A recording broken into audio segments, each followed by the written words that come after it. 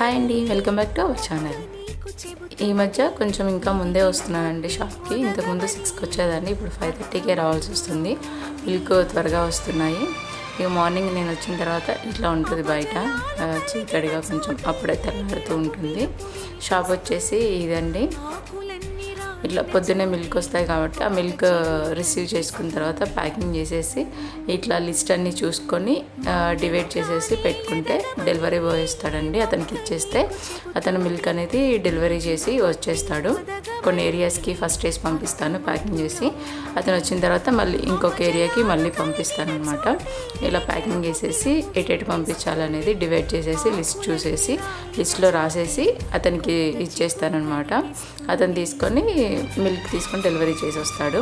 అతను వెళ్ళిన తర్వాత ఒకసారి షాప్ అంతా క్లీన్ చేసేసుకొని ఊడ్చుకొని కల్లాపు చల్లేసేసి ఈ షాప్లో కూడా ముగ్గేసేసుకుంటాను.